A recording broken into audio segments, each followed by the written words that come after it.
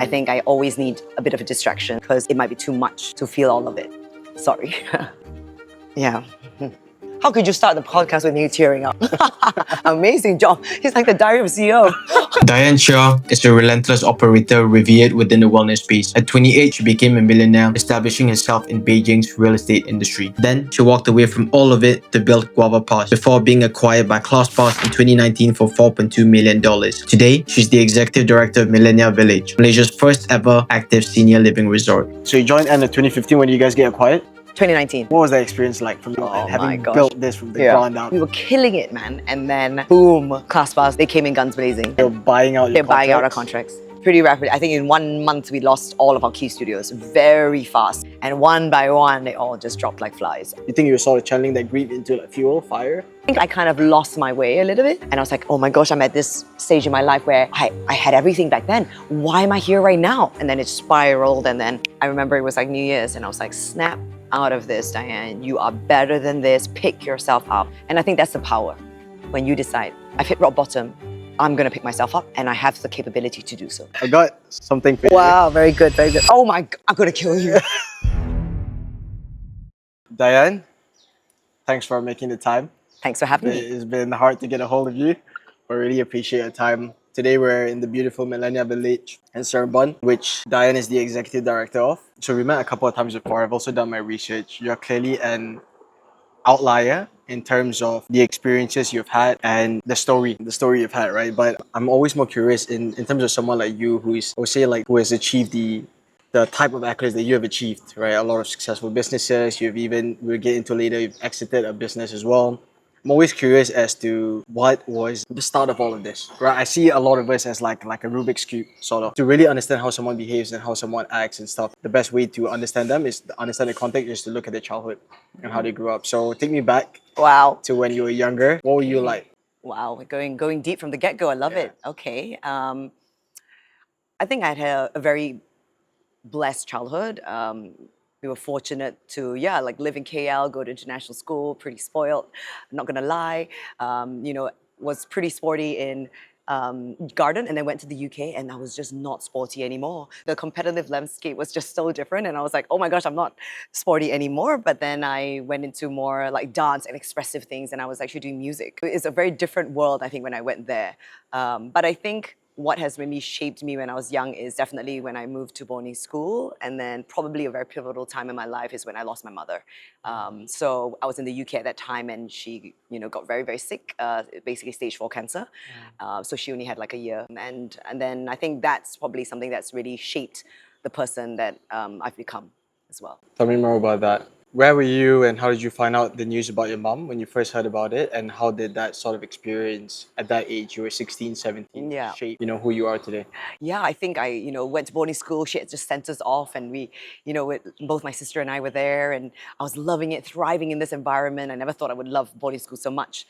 I went there and then just shortly after she got very, very sick, we didn't understand. I think she herself didn't know that she was actually sick. She's very strong. I think women often don't realize that she's suffering, or they're like, I can get over it. I've given birth to 4 children. Like, what is just this pain that I have?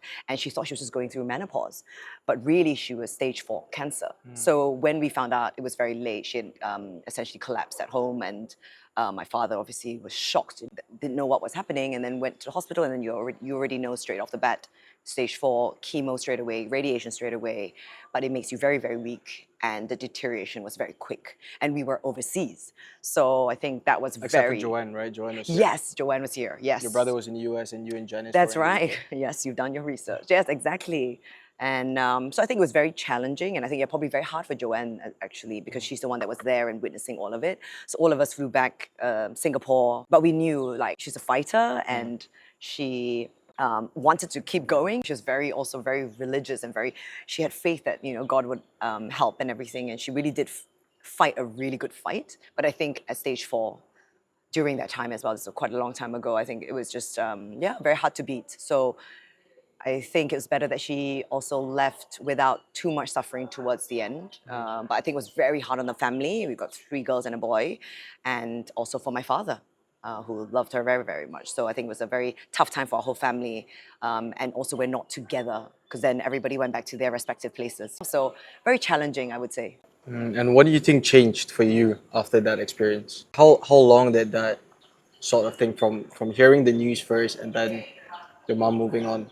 It felt very fast. Yeah. Yeah, 1 year seems long, but it's very quick. And then to see deterioration, it's very fast. And then to then have to sort of pick up the pieces and move on and be strong for everybody, I think that's what makes you grow up really, really fast. And I think all of us handled it differently as well. Like all my siblings, we're all different characters as well. And I think for my father too, trying to be really strong for the family. He's a businessman through and through and a fantastic father, but she was the one managing the household, right? So there's a lot of things that I think, you don't realize when you lose someone because you never anticipate that you will lose someone that's so important in the family. So, but I think all of us, picked up, powered on, and maybe sometimes also brushed our feelings a little bit. So how did you, on your individual journey, how do you deal with that grief? I think Because I assume you came back for a bit and then you had to go yes, back to boarding school to the UK, right? exactly. And over there, it's probably more lonely because you have your group of friends, but you don't really have your family over there. Family. So how did you deal with that? Yeah, I mean, I think I'm someone I think that's why all my life, a lot of people are like, gosh, you're such an extrovert and you're always around people and you sort of almost are never alone. And I think that's actually how I cope. I think I always need a bit of a distraction. So sometimes you don't really maybe feel everything in that moment because it might be too much to feel all of it. Yeah. Sorry. No, no worries. Yeah. But I'm working on that. How could you start the podcast with you tearing up? Amazing job. He's like the diary of a CEO. Stephen Butler, your Don't need biggest Steven inspo, Butler, right? Steven Butler is here. Yeah. Well, I got something for you. Wow, very good, very good. Oh my, I'm gonna kill you. Oh, that's so cute. That's so your mom, right? Yes, What was your mom's name again? Jasmine. Jasmine. Yeah. I mean, you look a lot like her. Yeah. And I remember you telling me that. Okay, take your time. Yeah. Yeah. I do look a lot like her, isn't it? Yeah, I'm the one that looks most like her, that they say, but my older sister actually looks very much like me as well. Yeah. So I guess both of us kind of look like her. Yeah.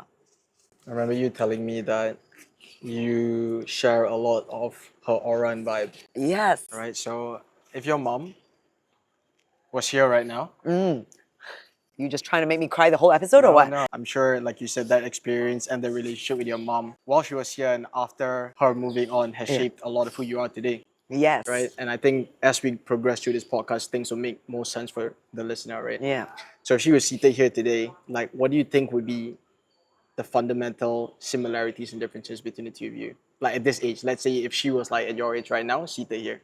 Oh. So you guys are the same age. She loved her friends. She loved her family. She loved friends. She was always surrounded by people as well. And she cared for a lot of different people, actually. She was, like I said, very religious. So she was always at church and she would sort of hang out with, people of all walks of life. But she would have these like amazing Dutchies that would come and play mahjong, and then she would go to church and help these people. And yeah, my dad would often be like, "Why are you so generous to some of these people who you barely know?" But she was like that. She was very kind to everyone, and she could sort of kick it with anyone.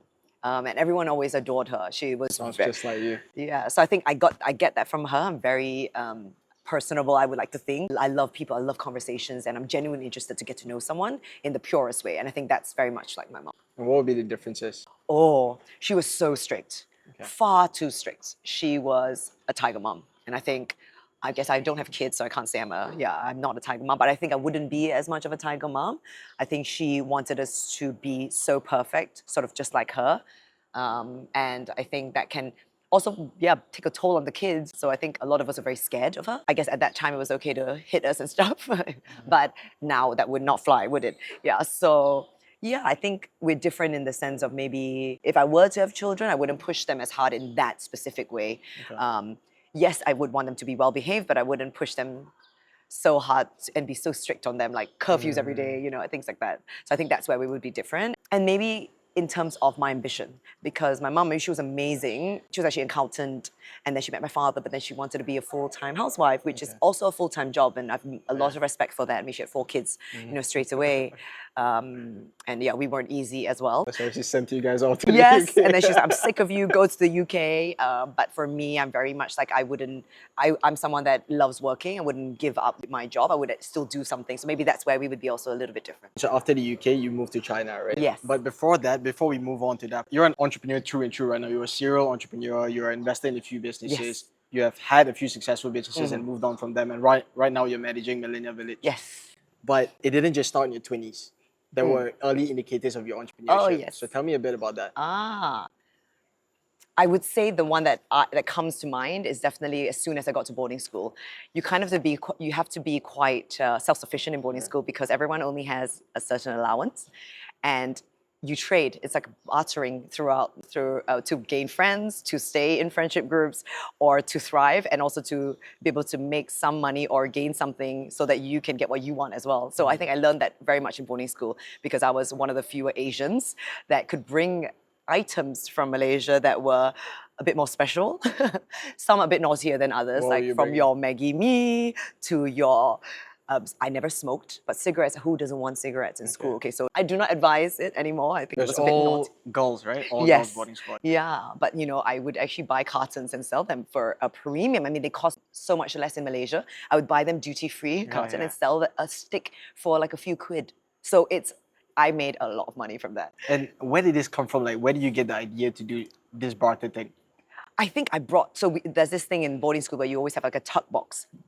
And your tuck box is kind of like indicative of who you are, I think. So when I first got there, they were like, fill up your tuck box with all your favorite things from Malaysia. So of course, I naturally filled them up mainly with food, drinks, seasoning, bak kut teh, this and that, all these kind of things. And I realized, oh, people really love this. And I was making good money on them. But you can't make a premium on just food items, because they know how much it costs. It's not going to be, yeah. So then I was like, I think I can bring in other things that I could make a bigger profit on. So then I started doing that. But then I also felt guilty because I was doing something a bit naughty, taking advantage a little bit. So then I went into community service. So for some reason, I really enjoyed raising money. So I would find ways to make money for charity. Yeah. So that's when I went into community service, and I became head prefect for community service. What type of charity? All were you types. getting involved in? So we would find like near all the different like schools or orphanages, different charities that were located nearby. So we were near Buckingham. So yeah, we would essentially. Was it Buckingham? Wait, I say Buckingham. Birmingham. Yeah, oh my gosh, I was like, Buckingham? No, Buckingham Palace. See? I'm thinking of another time. No, so when I was in London. Yeah, so Birmingham. Too much Bridgerton. No, so anyway, yeah, then I would like try to raise money and compete with other people who were raising money as well, and like find ways to just be really, good at raising and then giving back. And I really enjoyed that part, and I realized, I remember the prefect, the head of house actually asked me, like, we think you're going to be the candidate for head of house completely. But we think you're better equipped to actually, because not everyone can do what you do, which is raise money and convince people to invest in you. So we think you should be head of community service instead. And I said, actually, I think I'd be better at that as well. I'd rather do that. And then that's when I was obsessed with just raising money and doing good as well. Yeah. I love that. Earlier, you said something about competing with others on who can raise more money. Yes. So that's a big part of Diane, right? When you think about Diane, you think about visionary, you think about entrepreneurial, you think about empathetic, and then you also think about competitor, Yeah. right? I think I've seen in your Instagram stories, like recently you went in a wedding and there was this game where you were so competitive. I think I saw it like on two different occasions, right?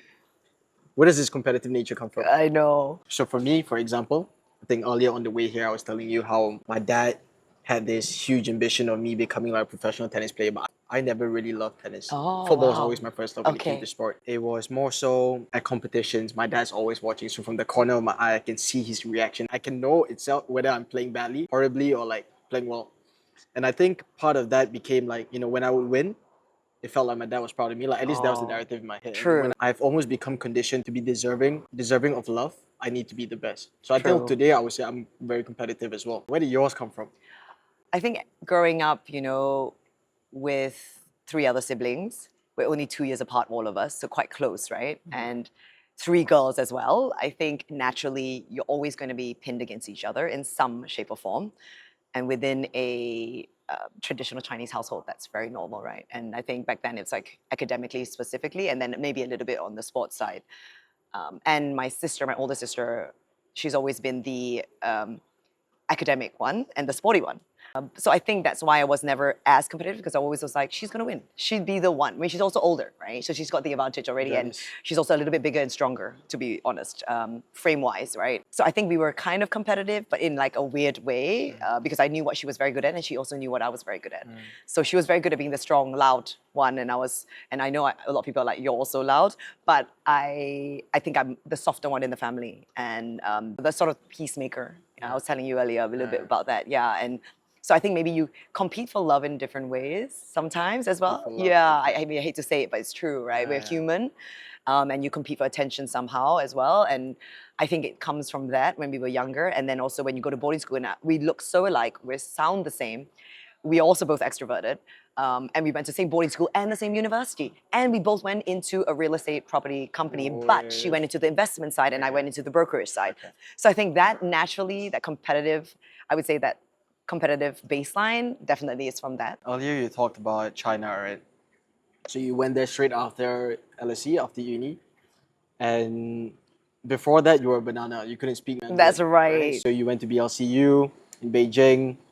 You were there for a year, and then you got into real estate. Yes. This is something I really want to touch upon, because at that time you were probably 22, Yes, 23 correct. when you got into real estate, and I remember you telling me that at that point in time, this was maybe, without giving away your age, Yeah, how dare you. 10 years plus ago, China was very different from what it is today. Yes. Like, it was the Wild Wild West, and the real estate sector is dominated by men, That's right. right? So at that age, you were a pretty young, attractive Chinese lady that What do you mean then?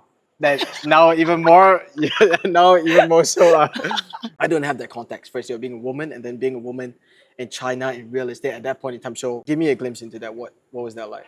Yeah. During that time, it was very much Wild Wild West. Beijing was still very polluted. That was a very clear thing I remember. So Beijing is like a very industrial. Yes, it Okay. was still super industrial, very polluted. It was before the Olympics, right before the Olympics. And it was a different time. Barely anyone spoke English. I'm also studying at the outskirts. So when you're at the outskirts of Beijing, like no one speaks even a drop of English. Only when you're in the CBD, then a little bit of English. Barely any foreigners, maybe only foreigners in very high positions. So they're all the MDs or the CEOs.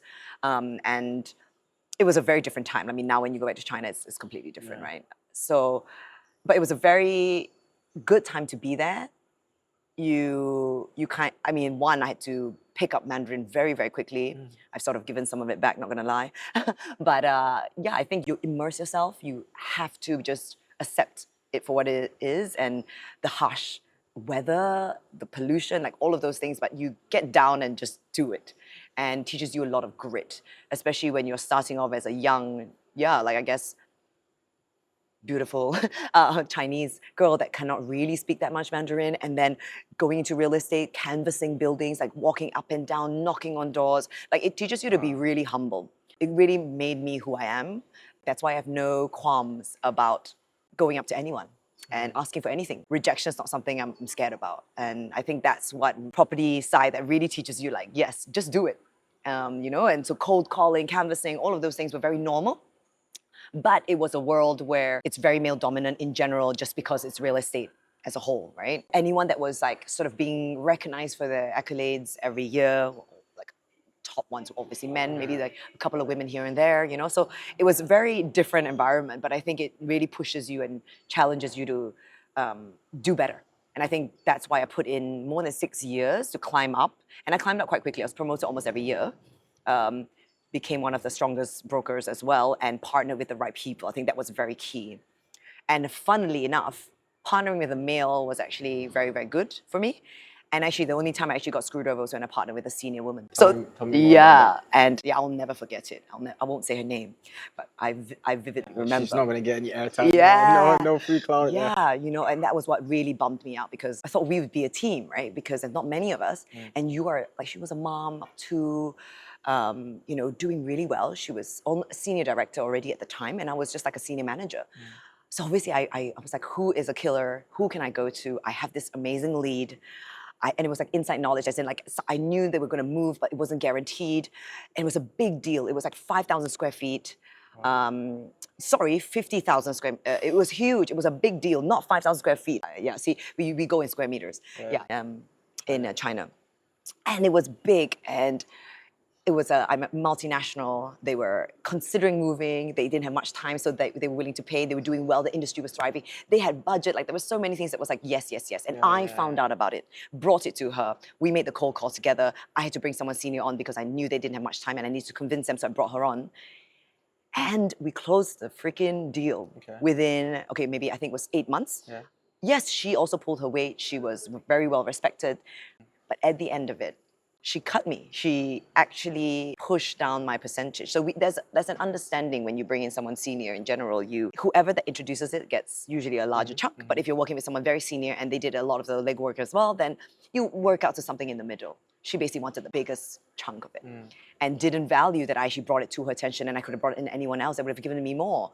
So that really... But Wait, for context, what was the disparity in like the chunk percentage? So normally, I would say in general, actually, like say if I were to do this deal again, and I'm the senior director, I would still give more to that person, or a 50-50. How much was the deal? Do you remember? Oh, it was big, very big. How big? Give me It the was number. it was my big. I think it was our biggest that year. Easily like over 1 million renminbi.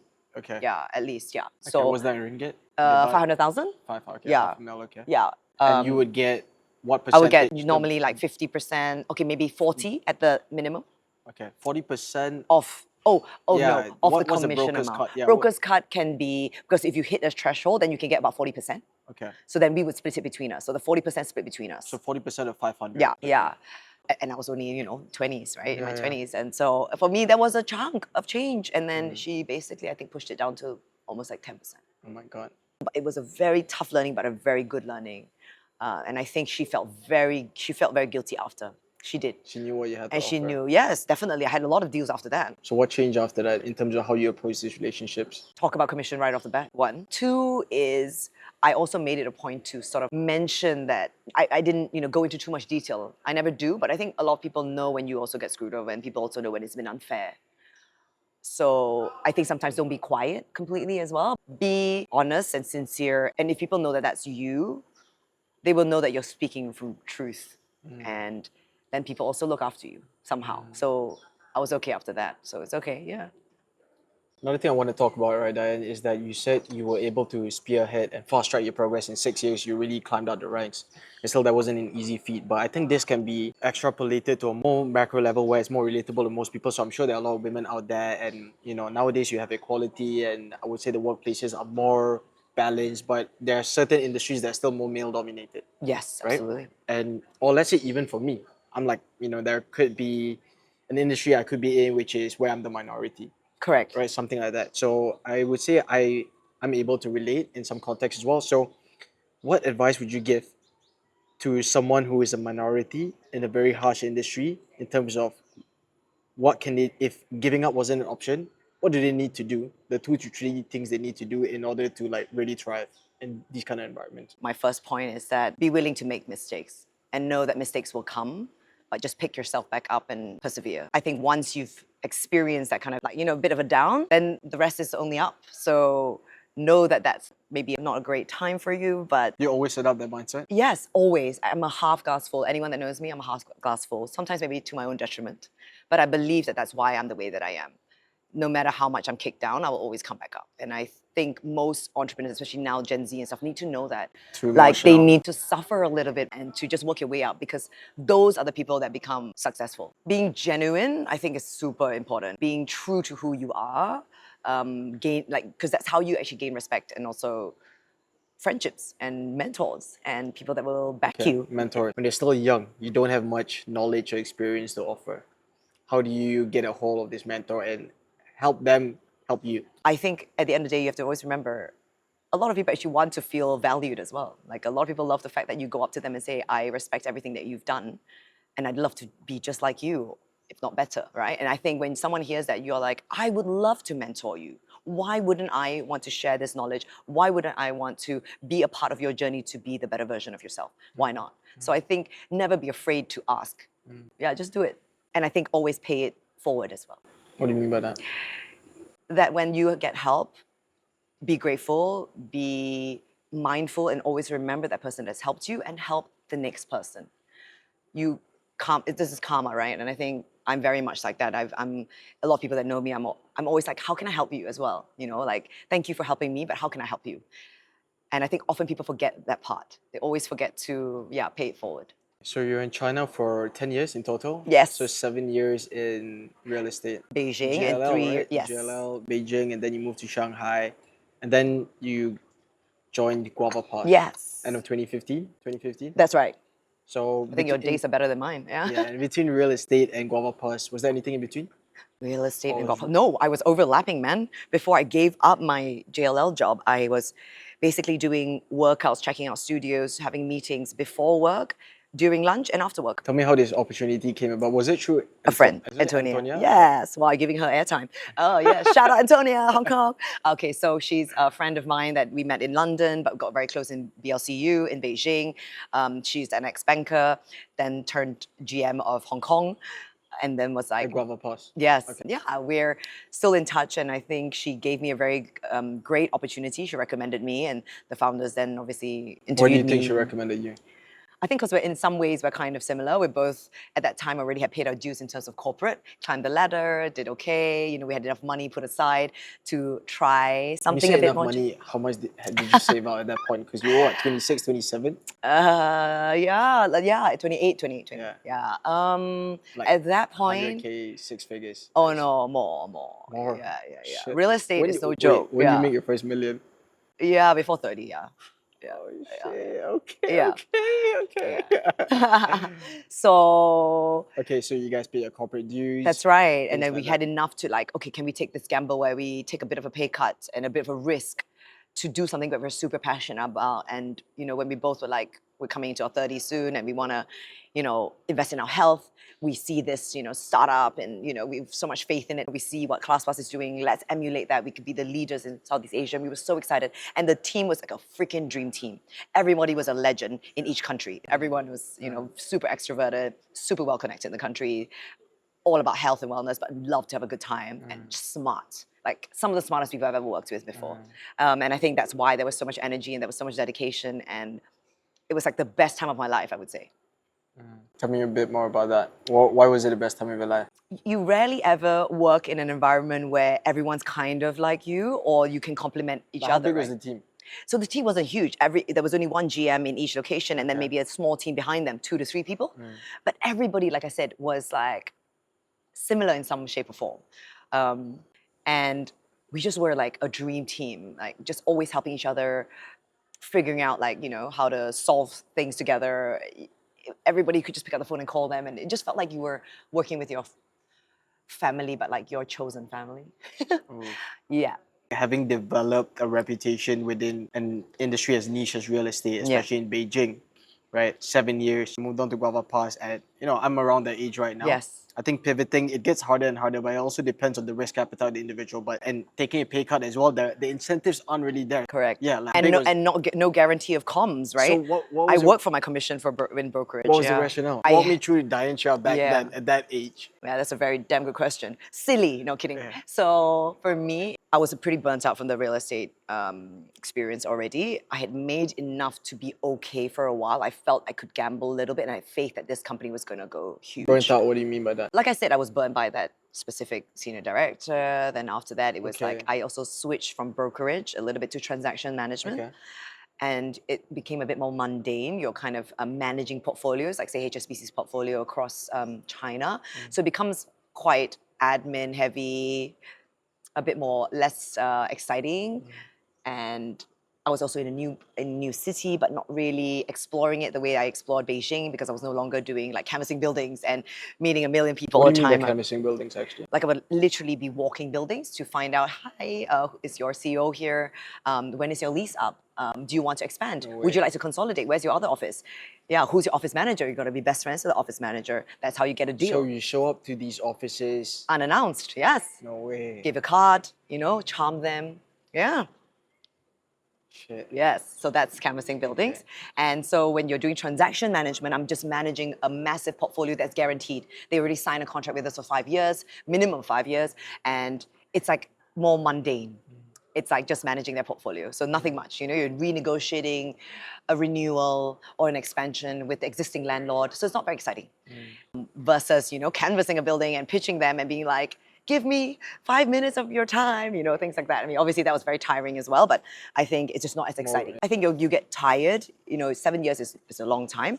And then you've already kind of paid your dues, worked your way up, tried multiple departments. So yeah, at that point, I was like, I'm willing to try something So new. it's more like a misalignment rather than you're being overworked, or a bit of both. A bit of both. The brokerage part was very exhausting. That's why I switched to transaction management. how But then bad I was it? but then I was bored. Paint it out to me, like how bad was it? Oh my gosh. Okay. At that time, actually, probably it still applies now. You have to, the Chinese style is that you never leave until the boss leaves as well. Oh, It's shit. very, very strict. It's a bit like, 996 as well? oh yeah, yeah, Was yeah. that? It's Okay. more like 8-7 minimum. Okay. Yeah, 8-7 minimum, but lots of OT as well because you have to entertain clients.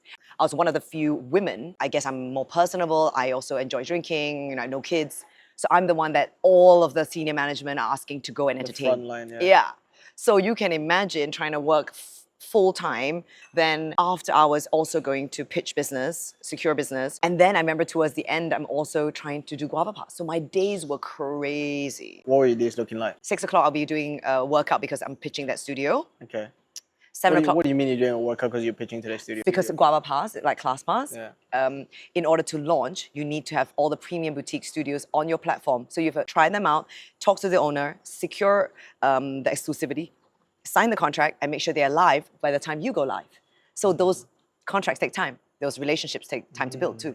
So you got to do it while I was at my previous job. But also, I wasn't going to take a no pay, you know what I mean? Or I was trying to get double pay for as long as I could because after that, it was a pay cut. Right? So I'm doing the most that I can in that period of time. So you're starting super early. You're doing 2 classes before your 9 o'clock office job. Lunchtime, you're doing another 2 meetings, 12 o'clock and 1 o'clock, trying to close additional business. 6 o'clock, I'm trying to get off work, but I'm looking at my boss, can I make it in time?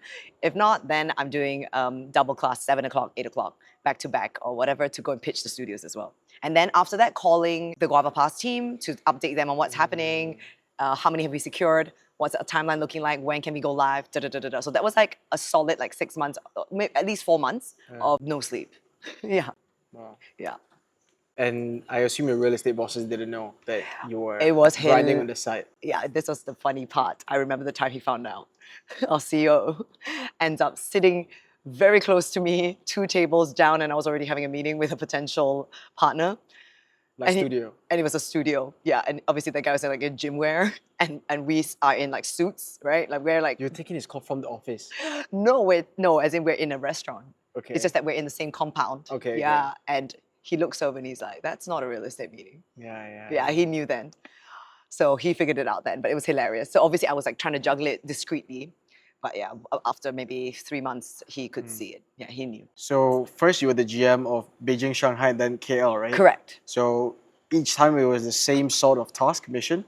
Or were they Similar. quite different? Similar, I think you have to do everything because you're launching it from zero, building a team, and then executing operational. onboarding Exactly. studios, Yeah. activations, events. That's right. But I think I started in Shanghai because that's where I was based, and then I built the team in Beijing, and I had pretty good people that could execute. So I wouldn't say I was as active in Beijing, very active in Shanghai, and then super active in Malaysia because I learned everything from China, adopted all of it here, and then obviously all my network because of like me growing up, and oddly a lot of like the garden people also in fitness and wellness, and so it was like I could run a lot faster. So it was crazy here. I would say the craziest was the busiest would be here. I love these sort of business models. So like ClassPass or your Grab or your Shopee or stuff. And I think they're all very, like you said earlier, you build the supply first and then you build the demand. Because as a user, I'm not going to go into the app if there's only one studio. Correct. Right? The USP of the app is flexibility. Right. Otherwise, I'll just get a package of my favorite studio. Correct? So you built KL or Malaysia from like the ground up, right? From Yes. scratch. Yes. So tell me about how you built the team how you onboarded the studios. What was the game plan like Wow. building something at GuavaPass? Because I found it very interesting. Yes. Of course, as soon as I came back, I just hit up When did you every. come back? 2017? So this would be yes. Okay. Yeah. Okay, I don't need to Wow, ask you. wow. Okay, okay. I was there. Very good, very good. Yeah, I literally learned everything from So Shanghai. who took over the Shanghai market after I was that? still overseeing both. I just had a very good number two. Yeah, she was fantastic. She was with me from day one. How do you find a number two? How many number twos did you have to go through to find this one? Wow, actually, maybe only like maybe one or two. I've been quite fortunate, I would say. Each time I would find them quite quickly in. Like, I would think the first two would be more suitable, then the third one would come along and it'd be that person and they would stay with me till the end. Wow. And I've had that multiple times in my life. It's pretty incredible. Very, very fortunate. So when I came back, I just learned everything from China. I was like, but I used the fact that I had a lot more connections here, that people that knew me. So I didn't have to like start from More zero. leverage, yeah. Yeah. It's already going in for the conversation. I don't need to really like try the class, test out whether it's good quality, which is who is the owner, I just literally got a whole list before I came back. I knew who to talk to, their contact details, what price point to go for, what I could offer them, what they needed. I went in, boom, guns blazing. I did it so much faster here and at such a better rate. Like the profit was so much better that we became the healthiest market out of all our markets, out of 13 markets. What do you mean by GuavaPass. healthiest market? Our profit margin was the best. What was the profit margin? Like over 50. Like net Yeah, profit. And yeah. then the other markets, average? 20? Oh wow. So what do Yeah. you do right here? How did you get that 50? Well, yeah, What was the secret? screw them over. No kidding. No, I think I knew the gaps and what we could offer. Okay. So what's actually, for those who are listening, Yeah. maybe give a brief overview of what GuavaPass was Right. and what was their business model? Like, how did they make money? Okay. It's essentially, I think most people in Malaysia know ClassPass. ClassPass, yeah. So it's a very similar model, but at that time, GuavaPass was only focusing on fitness, so only fitness and wellness. And we tried to be the premium offering. So we really launched with the premium boutique fitness studios, and you're like an aggregator, putting all of these onto one platform and providing a rate. So when we first launched, it's a rate that's all inclusive. So it's like an unlimited model. But that kicked us in the backside. So not very good model, because then people overuse. They're doing multiple free trials, signing up with multiple email addresses. You know, you can imagine how kiasu everybody is. It was mad. So then quickly after that, you have to change it to a paid by class kind of model. So like a credit system, or I guess what they know now is a credit system, or limited number of visits per month. So for example, premium boutique studios, you could only go 3 times in that month. Yeah, so a limited package. But essentially, how we make money is secure slots at the best boutique studios that probably they could never fill anyway. So you're paying them upfront? And we pay them after. So Based on a on booking usage. basis? Yes. Okay.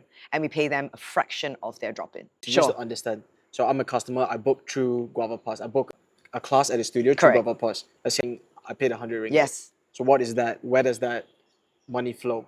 Depending on usage. So when we first launched, it was basically unlimited. Say 100 ringgit unlimited, go to as many classes as you want. And we already agree on a rate with a studio, say 10 ringgit every time someone goes. So then you have to pay per time. Yeah. So then it really ate into our profits, and we were like, we can't do this here. Malaysians are crazy. They will just eat us up. So then we changed it to say 3 times per studio per month. So then it's also the same thing, is how much you negotiate with the studio itself, so that you basically make a profit. So you often will say, like, we would pay maximum of 40% of your drop-in rate. Drop-in rate means? Meaning your one-time visit, what's that price point on your card as a studio, right? So that studio say lean, they go, what your drop-in is 100 ringgit. So we would pay them 40 ringgit. But that's expensive. We paid much less back then. So back then, when I first came in, and Fire Station, Fly, they were the leaders at that time, we were paying them a fraction. So why were they going with you if they could? There was no one else offering our services. No, why didn't they just focus on building their own platform? Because there were still gaps, there were still vacancies, and there were still downtimes, right? So Off-peak. let's say 100 ringgit. Yeah. So on GuavaPass, 100 ringgit with, just an example, right? If I went directly to Fly Project, the rates were the same. No. Oh. You would pay a drop-in of 100 ringgit. Okay. So that's why you would rather pay us and go to multiple studios. Okay. Yes. Okay, but it's cheaper on GuavaPass. It is. It is is. cheaper as well, and you have flexibility. Yes. Oh, Yes, okay. because what the studios that are very premium would say is that you can't get access to, you have a limited number of slots, and you may not have access to all classes. Our most premium classes, say like the lean former classes that I currently teach, those classes would not be on the platform because they're too expensive. So you would only give people access to the more affordable classes and limited time slots, limited slots and timings. So it's already not the full membership as someone would actually pay if they were to go directly to the studio. So there are some limitations, and that's why the price point is lower. But some people are like, I'm okay, I'm a Thai, I can go anytime, and I don't mind doing the other classes with maybe not the most popular instructor because the programming is almost the same across board. So I rather pay less and get more. And I remember you saying at the initial stages, of course, before you onboarded your first studio, you have 0 studios. But you probably can't tell your first studio that you have 0. That's I right. remember you were selling like the dream, you had a fake dashboard and stuff. Tell me about that. Yeah, we had to. Fake website. No lie, it's a prototype. Fake dashboard or something, right? Yeah, fake dashboard. Yeah. We have to like show them how it works, right? No, I think you basically have to kind of be good in terms of you have to have multiple conversations at the same time and say I can't reveal just yet, but basically the top 4 in the CBD around you have already pretty much agreed upon, and the rate I'm giving you is a bit better. Yeah. You would say that even though they weren't agreed upon No, yet? not yet, yeah. I would never fluff completely. I would never say something that is completely out of reach. I would already have had those conversations where I can gauge it's just a matter of price point or timing. But I will get them. I think that's why it was also quite easy in Malaysia because I was true to my word. And that's why we managed to secure almost everybody. So that's how ClassPass works now as well? You pay on a monthly Credit. basis, right? You get credits. So how they do it is, say you spend 100, you get whatever 20 credits in that month. Those 20 credits are distributed across all of your different bookings, but they have not only fitness, but it comes spas, experiences, a lot of things, even coffee. You can even go to a coffee shop and order coffee and use a credit. But now, basically, studios can play around with different classes and charge a different price point depending on the class. So say infrared class will be more expensive because of electricity, so they go that's 4 credits versus 2 credits for a regular yoga class, right? And then ClassPass says they use their algorithm. If the class is really popular, that studio is the best, or we have a ton of bookings and someone keeps repeating those bookings, we charge a premium. So after the 3rd booking, the credits go up. If there's no bookings, the credits go down. So it's dynamic. Dynamic, yeah. And it's still the same thing? ClassPass pays the studios on a booking basis? Correct. Okay, so it's never upfront? At some point, when we were fighting, when they came into the so market. tell me about that. Ah, Because you guys monopolized the Asian market, That's 840 studios across 11 That's cities. right, that's right. So you joined end of 2015. When did you guys get acquired? 2019. 4 years, okay. So yeah, tell me about that. So yeah, we were crushing it, top of the world. You won't believe it. I was the happiest ever. Coming back to my home country and loving life. Everything was so great. And then, boom, ClassPass decides. One, they actually made an offer to acquire. We were not privy to that information. Well, we kind of knew there were conversations happening, but we didn't know the nitty gritty. That was directly with the founders. And I guess the deal that we thought we wanted, we could not get. They came in guns blazing. And that's when I think that was like when I ate humble pie, I suppose. And yeah, we had to go head to head, and that's when they With bought. ClassPass. Yeah, and that's when they bought out studios outright and paid them upfront. And And where bought was this exclusivity. happening? Across all the cities you guys are operating in? Yes, Or selective? majority of the key ones. Okay. Yeah. So even KL? KL was one. Okay. And I had to experience it with my good friends who own the studios, had to apologize to me to say, I'm so sorry, but they're going to pay me a signing bonus for the exclusivity, and they're going to pay triple what you've paid. So they're buying out your They're buying out our contracts? contract. And how much was that? How much is it to like buy a 100,000 contract? sometimes, up to 100,000. One studio. Yes. When did ClassPass start? Oh, no, ClassPass was way before us. Gosh. Before pre-2010? No. Oh, yeah. Okay, so they had that runway. They that had a cash runway, flow, but they okay. never came to Asia. They were very focused on the US. Western world, okay. Yeah, and then a little bit in Europe. But they never had intention to come here, and I think they would have definitely just liked to take over what we've done. But we went head to So head. what was that experience like from your Oh end? my Having gosh. built this from the Yeah. ground up, being on top of the world, killing it, life is good. Like I said, humble pie. How did things change and what did things look like from your perspective? If I was a fly on the wall, Okay. right? And you coming back home, probably... You see the fly? Yeah. So yeah, Dying slowly, but a probably slow death. yeah. Every day you're coming back home, you maybe you just got another call like, Yes. oh shit, we lost another studio. Yes, Tell me what it was was that like? really like that. It was really bad. I think when we realized, Happened in 3 months, right? I think yeah, pretty rapidly. it was pretty rapid. I think in 1 month we lost all of our key studios very fast, and apology after apology, but not really an apology. You know what I mean? And you were the PIC, right? yeah, You were absolutely. yeah, I mean, yeah. these are contracts, right, with our Yeah, top yeah. studios, who we've been having great relationships with for the last, year plus, and then suddenly they're like, we gotta go, and one by one they all just dropped like flies, and it was very challenging. And at the same time, when your hands are tied, I can't offer you that. I just can't match the offer. It was very, very tough, very, very tough. I think that was learn a lot. Like yeah, like What did you learn? that you're never Because you were one of the, even though you weren't, I think there were two founders, right?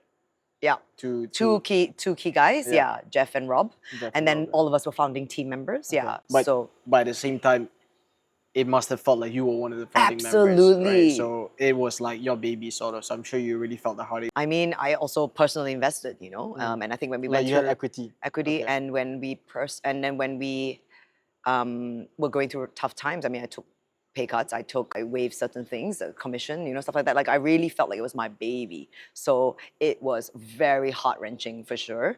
But I think it teaches you that even when you're up, know that it's not always going to be smooth sailing, and it's not always going to be here. Always be prepared also for the worst.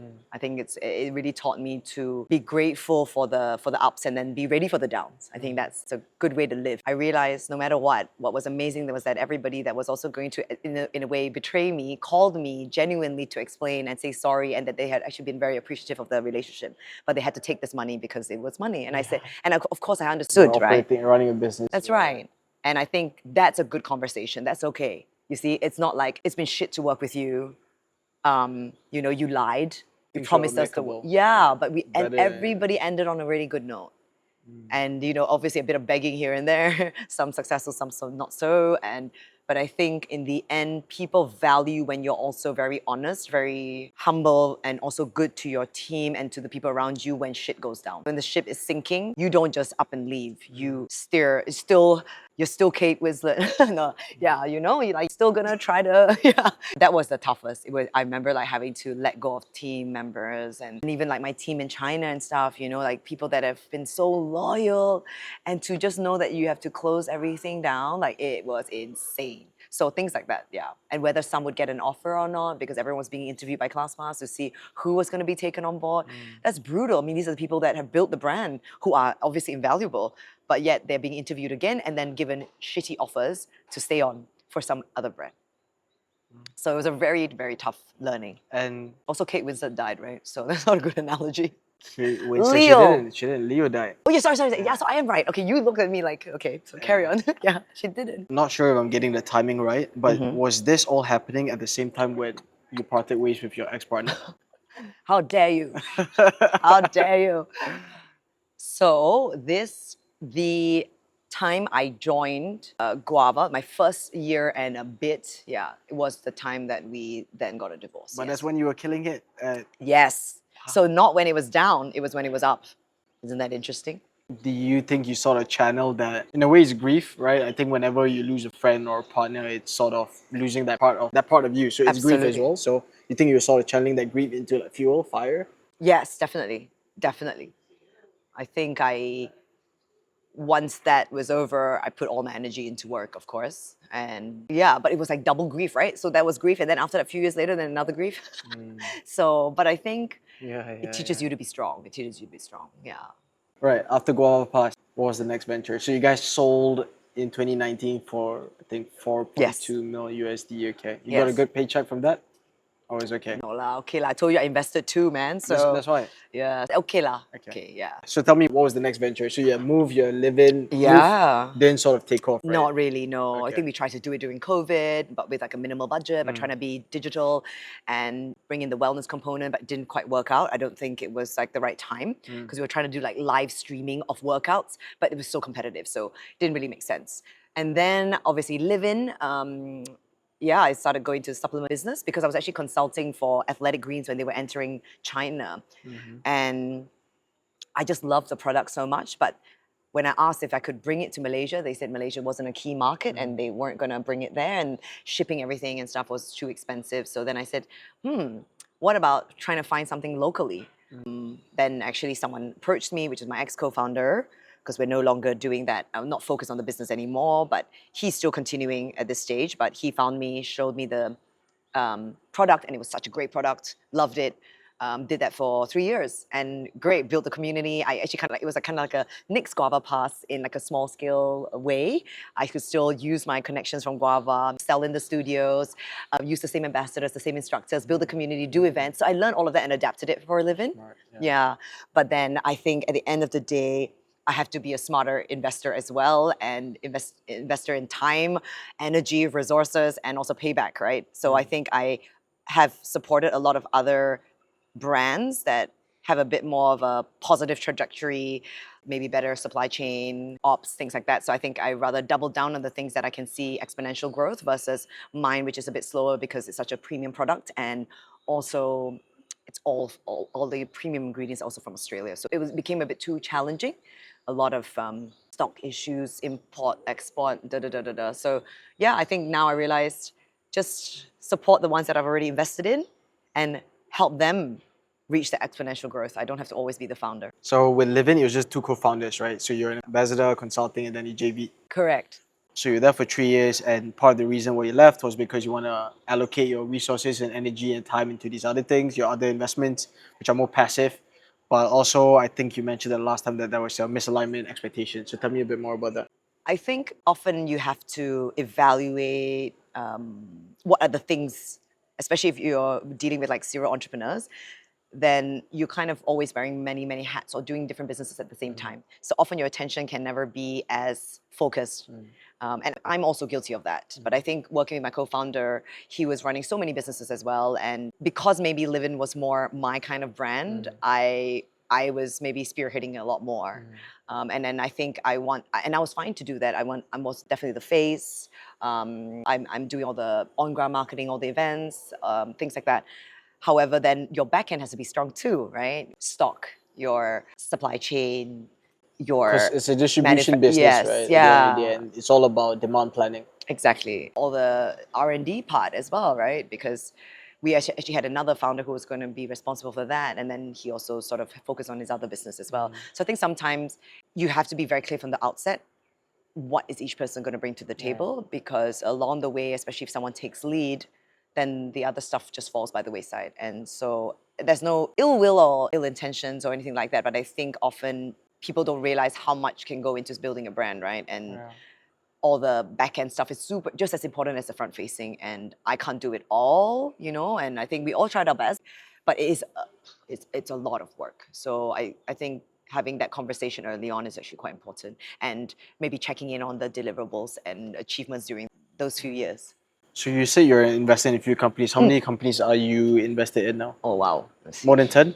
No lah. More than Just 5? more than 5, yeah. Okay. You have worked in other businesses where you had co-founders as well, and you're also in it, right? Yes. Because Move, Yes, Salt co-founder, for a yes. while, GuavaPass, Correct.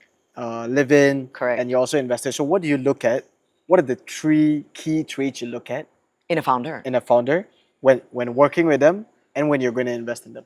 Oh, okay. I assume it should be more or less the same thing, right? Yes, Okay. because I think I often invest at an earlier stage where I really look at the founder themselves as an individual. Okay.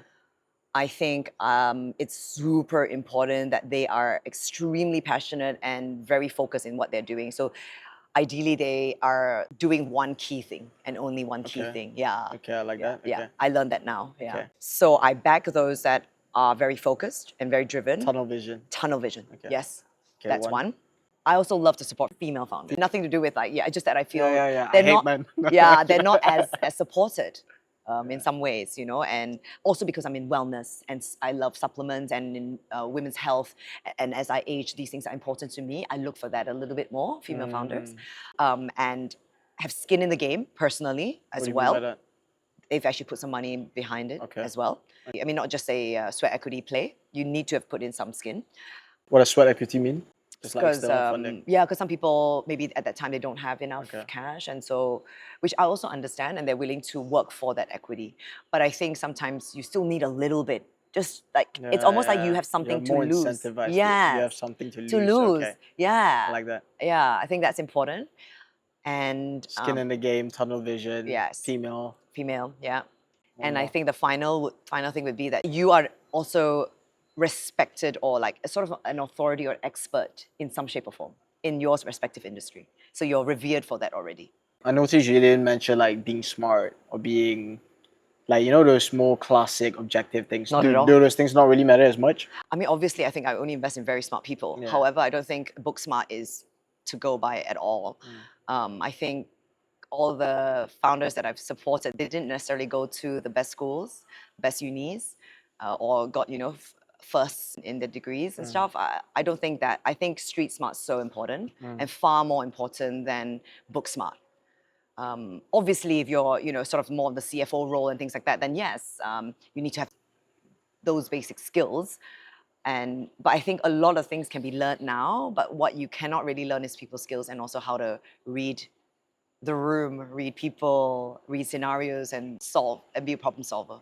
I came across one of your Instagram posts a while back where you openly talked about egg freezing, right? First, I really admire your courage about it because I know, I think on another article, it was quoted by you that you said your dad was asking you, why are you sharing these personal things? And you were like, that's exactly the reason. So tell me a bit more about that journey, why you decided to do it, because I think women are becoming more and more progressive and more ambitious and driven, and priorities are shifting. Correct. Right? Because that's why things like egg freezing exist, and I hope will be more and more normalized. I'm not sure if they're not stigmatized now, but I hope they're more and more. Because even my mom, Diane, she had my older sister pretty late, I would say, in her 30s. Okay. Because my mom's a doctor, always focused on education first, wanted to finish all her exams. Late 30s. Yeah. Late 30s or mid 30s. Because I grew up in a dual income household. So until today, my mom still works as well. But yeah, I see the importance of prioritizing maybe your career Yes. before you, because family is a different commitment, having a child and then raising that child, right? So yeah, tell me a bit more about that journey for yourself. I guess because I suppose after my divorce, then I was working really, really hard. I hadn't met anyone, and I was getting to like, my mid 30s. I mean, they say after 35 it's a geriatric pregnancy. How rude. Jury, what does that mean? So basically, it's like a very Tougher. old and tough, and yeah, Okay. it's almost like it's Geriatric pregnancy. yeah. So it makes us sound like we're freaking disabled or something. It's like it's crazy. So I think for me, I decided like I need to take things into my own hands and have more control over my future, because if I'm not with someone, or if I'm not, and I'm not sure if I ever do want kids, but there might be a possibility, then I have to do that for myself. So I think that's why I decided, okay, I'm at this age, I have the financial stability to also afford it. I may want children down the line, so why not just do my egg freezing so that I have the option if and when I want to do it. So I think it's just having control of that, because I knew I was going to continue to work. I don't think I'll ever stop working. But I also think I'd love to have the option to have a child at any stage in my life. So say if I can't have it personally, but now I've done my egg freezing, I can get a surrogate, things like that. So there's options for us. And I felt very empowered to sort of share the knowledge, because when I was doing it, I realized so many people either have done it but didn't want to share. People were stigmatized. Do you have any friends who've done it as well? Yes, plenty. Okay, so were you sort of the trendsetter, or?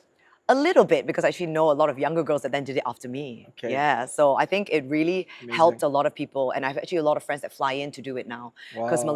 Malaysia's actually considered one of the better places to do it. Really? It's affordable No and way. very Reliable. very comfortable. Yeah, reliable, very Okay. good. Yeah, because you can't even do it in Singapore. Why?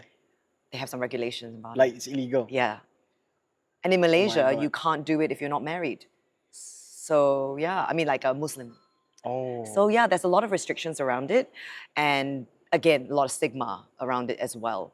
So people that donate eggs as well don't tell people that they get paid to donate their eggs, and then other people that do it for themselves, they don't want to tell anyone they're going through the journey. It can be like, I'm infertile, or I can't. Why am I going through IVF? Things like that. So there's a lot of these things that I feel women need to talk more about, because actually probably more people than are probably experiencing the same thing, but there's no way for them to communicate about it. So I'm always very happy when people share, and I think when I shared, I realized how much people appreciated The it. response, yeah. Yeah, the response is so positive, Today, I think just a couple of weeks ago, someone else just messaged me from China who was like, Diane, we just watched the video again. Do you still recommend this clinic, this doctor? No And way. I'm going to come with my mom next week to go and do it. Wow. It's insane. So I think it's really great. This was someone you knew or? A friend of a friend. Okay, Diane, for any woman out there who's listening to this, maybe they're in their late 20s, still very trying to climb the corporate ladder, or maybe they're ambitious entrepreneur, similar to yourself. If all they were to watch was this, let's say 2 minutes, this next 2 minutes, what would you want them to walk away with? If all you had was the next 2 minutes? Specific to egg freezing. Not just egg freezing, what it's like to be a driven woman who wants to make a career for herself, not just being dependent on like a partner or something like that. Because I'm sure that's something that's very relatable to you. Like for you, I remember the last time you said that one of the most important things is not being dependent on someone else, whether it's your dad or your partner. You want to be self-sufficient, Absolutely. right? For a woman out there who's exactly like yourself, the younger version of you or the current version of you, what advice would you give to them? They don't have a partner yet and they're getting stressed out because the biological clock is dawning on them and they're like, oh, what if I never find the person? Yeah. What if, and they want a family? You know, they're getting overwhelmed. I can't imagine what it's like, right? In a way, I'm privileged to not have to go through that. But yeah, for those who are listening, what advice would you give them? The most important is actually like you can never really be an amazing partner or leader or anything like that if you don't really invest in yourself. So the most important is you. Yeah. And when you are the best version of yourself, you attract, you thrive, you You really believe that? 100%. Like I've seen so many confident women or like people that are in like best phase in their lives, it's so easy for them to attract really great partners, right? But I think if you dwell on, oh my gosh, I'm still working, I'm single, I'm so depressed, when am I going to find someone? That energy will be seen and felt by other people. Honestly, so if you want to attract something positive in your life, you've got to feel that inside and it has to be genuine. So work on yourself first, prioritize yourself, and when you are good, you will find that partner as well. Or it doesn't even matter. You can just go freeze your eggs, climb up the corporate ladder, do super, super well, and then maybe it's for you to have a partner, maybe it's not. You can also have all the friends in the world and live a very great life, have family and people that love you, and then live in somewhere like Millennia Village and still be really happy. Like, don't give into like what we think is happiness for a woman in Asia. Don't give into that whole societal pressure. Yeah. did you ever give into it? Was there a point in your life where you did? No, I think I actually didn't. Why? Because I took my time to date and to be married, and I was quick to also exit something that didn't serve me. Stop making it sound so business. Exit something. Sorry, it's been so long, that's why. Yeah. You know what I mean? You want me to cry again, is it? No. lah. So I feel like for me, exit. Okay, fine. I would say I'm not your traditional kind of woman at all. I think I will work for the rest of my life, and I will always be self-sufficient and not depend on anyone. Yeah, like I said, despite being born into a great family and having all the privileges that I've had growing up, I never relied on them, and I don't think you can live like that knowing, oh, I've always got like this safety blanket. I never lived like that. I actually was always, I need to make my own money. I need to make a name for myself. I need to be known for my own thing. And that's why I pursue the things that I do, right? And I think if you can stand on your own 2 feet, I think that's the greatest gift you can give to yourself. And that's when you also attract the best things in your life. So yeah, just do you. Focus on you first. Going back to the question, why do you think you never became a victim of falling into societal pressures and norms? Because, okay, after you exited your previous relationship or marriage, it would have been easy for you to hear, these Chinese whispers, people saying like, oh, Diane's just this one. Yeah. She still doesn't have a family. Yeah. Even though you're doing well in business and stuff. Who are you talking to? No, I'm just saying, I'm I can kidding. imagine, because that's what my family was saying. Yeah. Right? That's what 100% my family I is. think I would say I'm very lucky because my father is an incredible father who never applied that kind of pressure on me. He respected when I wanted to get married, when I wanted to get divorced. Of course, he hesitated a little bit and was like, are you sure? But the moment I've made up my mind on anything, he's always supported me. And I think that's the most important thing, because obviously if you look up to the man, he's obviously the one that I look up to the most, and he is supporting you in your decisions and he lets you be. I think that's the greatest gift you can have, and that's why I never felt like I have to, marry this kind of person of this caliber who can like sweep me off my feet, and like I don't give into that at all. Do you think a lot of women do? Yes, definitely. What do you think that is? One is very Asian. Two is easier. In what sense? Easier, like they protect you. Yeah, life. You can just not to say that being a full-time housewife isn't a full-time job, but I think it's easy when you take care of the children and that person takes It's care more of aligned you. with a woman's empathetic or Yeah, emotional sort of loving exactly. nature. And I think it's easy to fall into that, right? Versus I'm trying to sustain that, have a family, and also be a killer and CEO of like a company, right? I mean, it's hard. There are trade-offs, right? There are sacrifices that you've got to make. So I believe it's hard both ways, but for me, I've always been supported in the things that I want to do. And maybe some people will look at it as, oh, then you have sacrificed, like, say, my happiness in terms of, marriage or kids, things like that. But I don't look at it as that. I think everything happens for a reason. And I think I am happy where I'm at and I'm okay with the decisions I've made. And if you can live with those, then that's fine. And I also made sure that, for example, I did my egg freezing, or that I have the money if in the event I need to do surrogacy, things like that. So I think as long as you equip yourself with that and not depend on someone fully, you're fine. They're saying you got to stay ready rather than get ready. Yeah, that's right. That's right.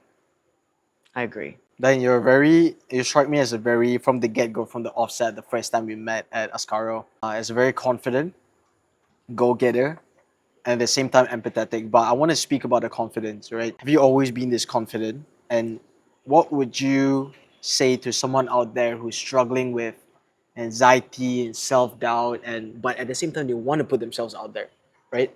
But the first step of achieving your goals, your heart's deepest desires, is having the courage to overcome your fear, right? But every time they want to take that first step, see, I need this advice for myself as well, right? You want to take the first step, you are doused in this sort of the worst case scenario. So what Yes. advice would you give to them to developing this?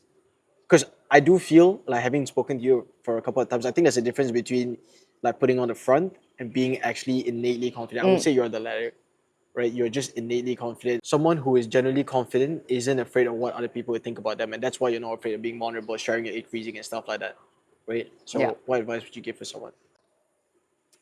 I guess your first question was, well, have I always been confident? And not always, right? I think I mentioned earlier, like growing up with a sister that's also so brilliant and so competitive, and all of those things. You also take a back seat sometimes, right? And I think I've done that in my earlier years.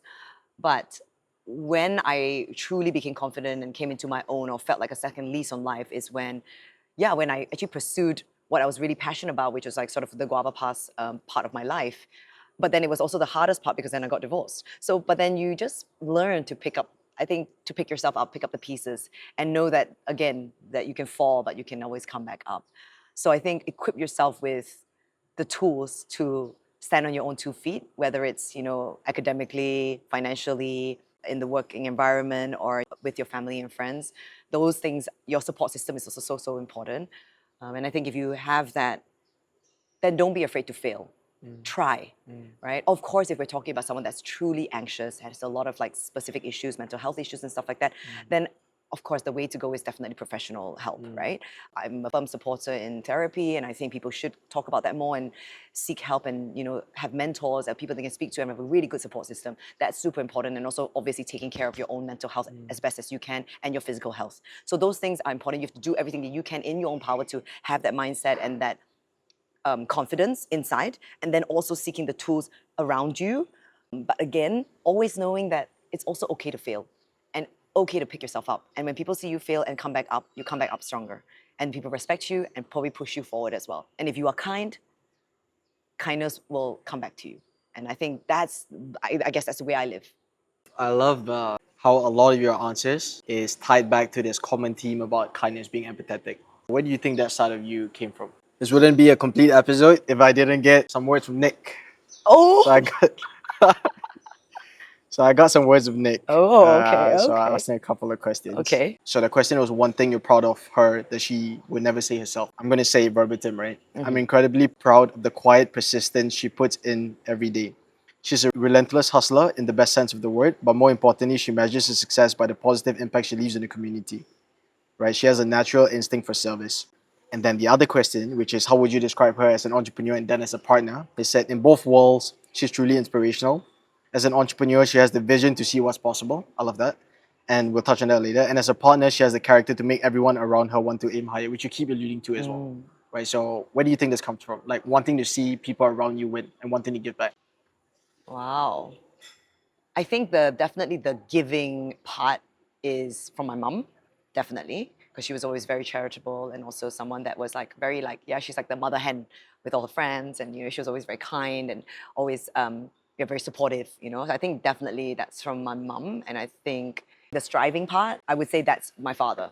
So in terms of like not taking no for an answer and achieving everything that you feel is within your power, and to just keep going and going and going, and also being that like honest, kind of person throughout, like, he's like known for that. Like he's just, I think it's truly from the both of them, because I don't think, it's not really innate. I think I'm trying to emulate them. Yeah. I think Like it's the best of both worlds. Yes. Okay. Yeah. There's another quote that I saw in one of the articles. I love that as well. You were referring to your dad building Millennia with him, right? It was impact isn't always measured in headlines and milestones. Sometimes it's in a quiet nod of someone you admire most. Yes. Right? Yes. And earlier you said as well, in terms of what makes you so confident, is one is your self-awareness, and the other thing is having someone like your dad, someone you look up to very much, also always support you through every tough decision in your life. But one thing I want to talk about is, having grown with a dad such as yours, being a hustler, being very successful in the business world, drawing from my own experiences with my friends who have successful parents, one of those things where it's easy feeling like you're living in the shadows. Right. Always comparing you maybe to your dad. Or Right. like, oh, she's only here or he's only Because here of because that. of that. Yes, of course. Tell me what it's like to grow up with John Chia being your dad. Mr. John Chia. Wow. I mean, we're definitely the most blessed kids ever. He's such a legend, still working at the age of like 76. And then, even another project, he's his main business. And then now we've got Millennia Village, and he's here more than I am. He's so passionate, and it's really incredible to look at such a hardworking, dedicated man who's also so passionate about the things that are really good in the world. I mean, I was telling you earlier about attending the AGM for the first time, and how someone who attends a lot of AGMs mentioned that he was so surprised, but also so inspired by the fact that my father is still so involved. I mean, despite being the chairman and everything like that, like he just knows the business through and through, and is still so passionate at his age, and didn't have to deflect a single question to anyone else on the table, right? And I think it just goes to show what kind of man he is. So I think that kind of like dedication, determination, perseverance, all of that I've definitely gained from him. And yes, sometimes in the shadow too, because obviously we all wish we were as successful at his age. I mean, he was so successful. He was a millionaire, like really, really young, and started. I mean, before 30. And But you said, I mean, you as well, right? renminbi. No, like he Okay. was like really, Yeah. And I mean, And he didn't come from much, right? okay, not, but it wasn't because of that. He was a lawyer, Self-made. then self-made. Yeah, and then Yeah, he went into Lincoln's Inn, right? Got called. Yeah, exactly. So he's incredible. He's it's truly admirable. And despite all the devastation he's also had to go through, from losing my mother to the troubled kids that he has, and all of these things, and it's just incredible that he still has such a zest for life despite everything. Yeah, and I think that's truly incredible. I think I hoped to even be just a little bit like him. Yeah. Do you ever feel that you put that pressure on yourself? Not really, because I think Asians also often are like, oh, the boy's going to do that. You know what I mean? That we still in Asia have that women don't necessarily have to do.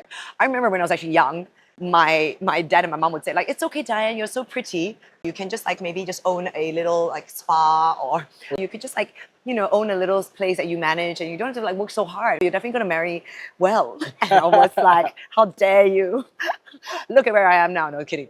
But I think, it pushes you, right? It pushes you to do so much more. And I wanted to account for so much more. But I think I don't necessarily live in the shadows either. Yeah. And I think he's really brought this project to life with the intention of us, obviously, us taking over and us coming to the forefront of it as well. So I think he does believe that, my sister and I will also lead this Millennia Village. That's a perfect segue into Millennia. Amazing. So right now we're at Millennia. So tell me, what's Millennia? And it's What's just like, Millennia Village? It's a beautiful 32-acre property located in Seremban. We are a multi-generational resort with a wellness component and also senior-friendly features. So, Got your pitch all. I got it. By default. So come through. Yeah, so it's actually an old quarry site Okay. that we owned a long, long time Okay. ago, and we ceased operations many, many decades ago. And it was just sit here barren and kind of a wasted So what do you guys used to do here? Like mining. Yeah. Mining what? Like tin? granite. Oh wow. Okay. Yeah. So this was alongside Unisem. Yes, my dad was also a property developer and then quarry operations. That's Yes. crazy. Okay. Yeah. Okay. And why did it cease operations? I don't know. I think just that one I'm not entirely sure. I think it just wasn't doing. I think it just wasn't necessary anymore. There were so many other bigger players, Okay. and it wasn't my dad's main focus as well. Okay. Yeah. So yeah, and then we thought, wow, it's such a beautiful site, such a big piece of land. Why not do something intentional with it? And as some of the founders are also in their senior years, and a lot of them want to like be amongst their friends and live like in a space that's like community living, they thought, let's build this, make it something a bit different to like a regular resort and make it a bit special. And that's why we did the senior friendly features.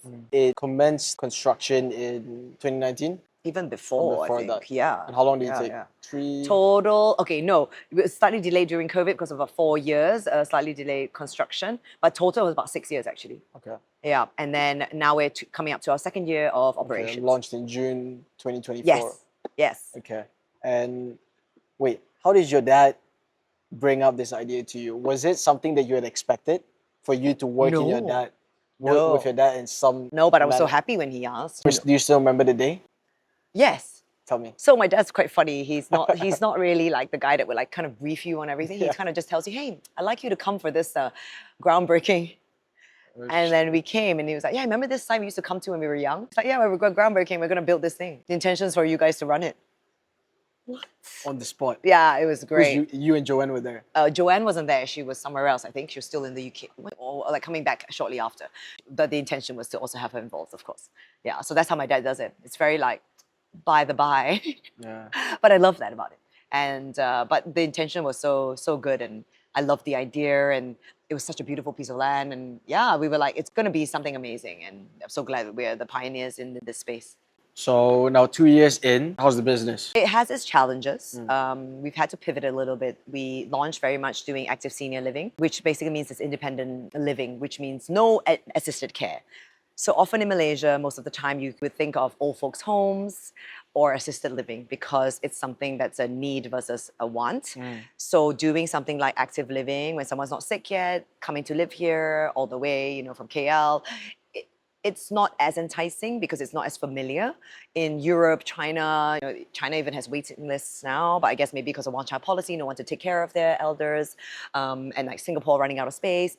But in the US, Australia, this model is super mature. But Tell me more about the China market. What do you mean they're waiting lists and stuff? So when you have a one-child policy, you don't have enough kids to take care of you as you age.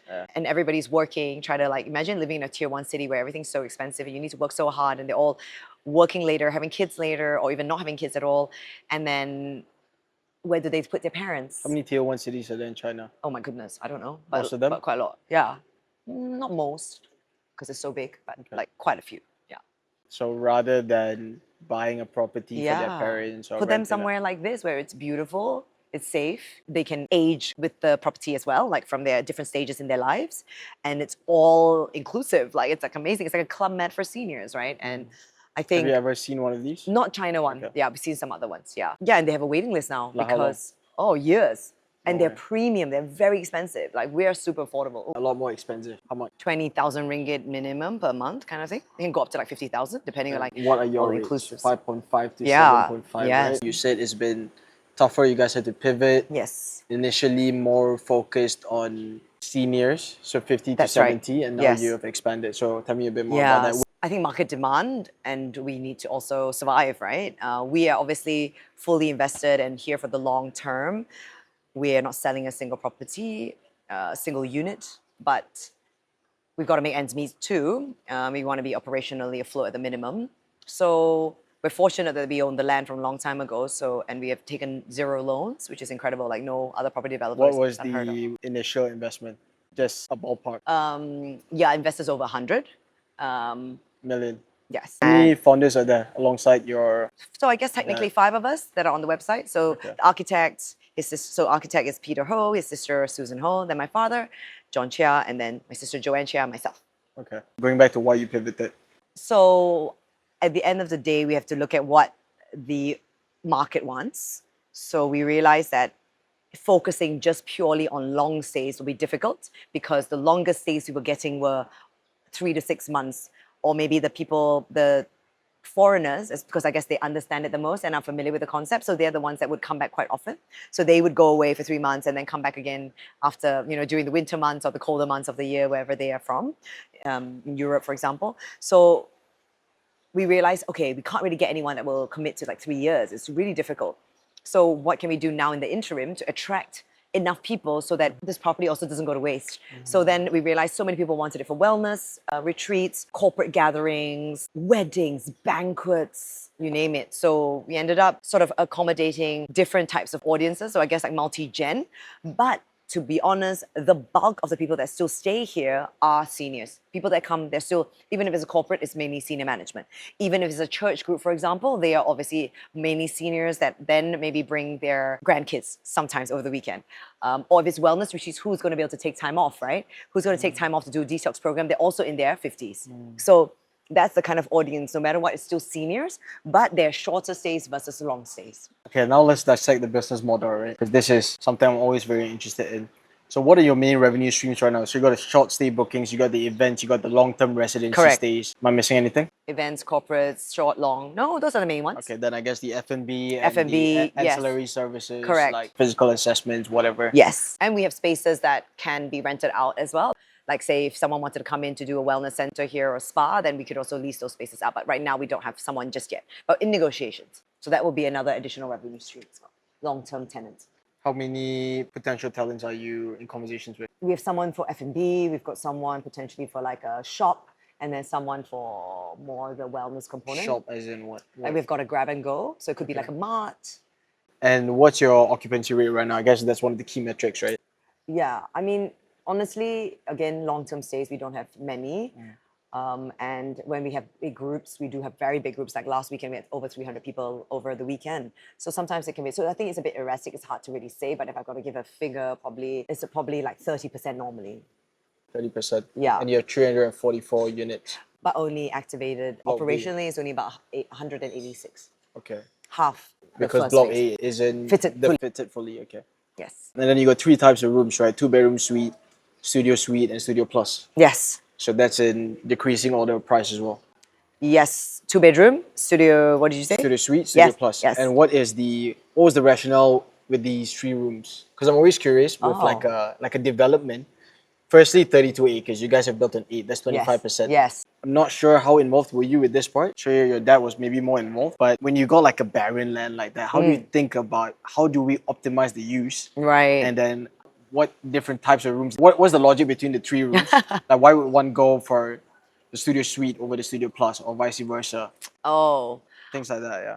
No, I think in general you follow sort of like similar to like a hotel model or like other senior living operators. You don't have too much variety. And then you have to look at the larger units as the corner units because they always have a bit more view or space. So we don't have many of those. To be honest, the Studio Plus and Studio Suite are very similar. Like you're only like 20 square feet difference. So it's just about the layout. We try to keep it as streamlined as possible. And then we recently have some loft units. But again, I think it's just building dependent. Yeah, but I would say majority actually very similar because we want people to essentially just have a large enough room for them to feel very comfortable, but to really entice people to come to the center of the village, the heart of the village, to utilize actually everything else. Your room is just for you to like pop in and sleep, but you want to spend the rest of the day here. What's the biggest cost for running a business like this? I assume people. Yeah. How many staff do you guys have? Our landscaping and people. Landscaping is initial investment, right? Yes. Or is it ongoing? Also ongoing. Maintenance is crazy. Okay. Yeah, so I would say that and people. And also just retention and training of people. The investment with people is so challenging. Is the turnover quite high? Yeah, Why do you as with think? any hospitality industry. Is it? Why is that the case? Because I assume they still stay in the hospitality industry, right? They probably bounce to another. Yeah, but there's so much demand Options. for, yeah, there's a lot of options, a lot of new hotels opening, a lot of resorts. And I think one thing is like when you're in a small town as well, a slight increment makes a very big difference. So if someone offers you something a little bit more, then it's easy to jump. So it's hard to convince, yeah. What's the cost of running a business like this monthly? Oh my God, no. You guess. How many staff you have again? 60-ish. Oh, say $500,000. Yeah, around there. Good call. Good call. Wow. Okay. Yeah. And how long does it take for a business like this to break even? I know it's a more long-term game, very capital intensive, right? But typically We're pretty much hospitality operationally break even. already okay, profitable. And again, like because of the investment of the land prior, so that's why we've had that advantage, right? And no loans, no interest, no nothing. So thank goodness, my father was very wise about that. So we're very fortunate. However, to really like turn a profit will take some time. I would say, usually like 5 years. What's the ideal occupancy rate for a business like this to financially make sense? 100? No, kidding. Because you said 30% right now, right? Honestly, the goal would be to be able to have full occupancy for that so that we have to open that up as well and then to test that out. But I think even at like a 60% regularly, Yeah. it's pretty good. Okay. I would say, yeah. One thing you said earlier that I want to touch more on is how concepts like this exist in China, Japan, the US, and Australia as well, Yeah. you said? Yeah, and they work very well. In China, it makes sense. The US as well, I guess it makes sense. Correct me if I'm wrong, but I feel Malaysia, I think you told me this the last time, we're not behind. We are sort of behind because we're the pioneers, you mean? Yeah. Like you're early, you're Yes, early. we're Behind early. is not the right word. How do you bridge the gap from where we're at right now in terms of active senior living? Yeah. And for people to understand why this is something that will make sense for them latter stages of their life. It's not so much a business or commercial bridge, it's more like a cultural bridge. Right? Because Okay. there's one thing you talk about, filial piety. Yeah. Why don't you touch more on that Okay. and how that ties into building this business? Right. In general, I guess, especially in Malaysia or Asian countries, I guess, there is that filial piety, right? That we grew up so fortunate that our parents took care of us, that we should return the favor as they age. So often you'll see multi-generational homes in Malaysia where the kids and then the grandkids, so parents, kids, grandkids, all live in the same household, and the kids end up taking care of their parents at later stage, right? And if you don't, it's sort of seen as you're abandoning them, especially if you can afford to, right?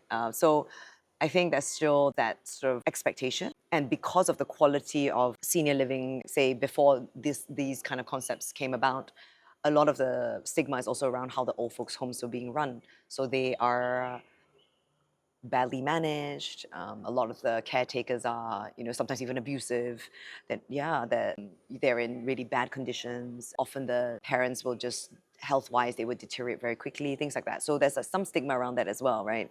So it's like on top of with those two things, one, you should be a good child, and the other is like what's being provided is crap. Then of course you're gonna be like, oh, I'm not gonna do it until I have to when my parents are bedridden and they need a nurse 24/7, right? Then that's when you maybe will consider a home.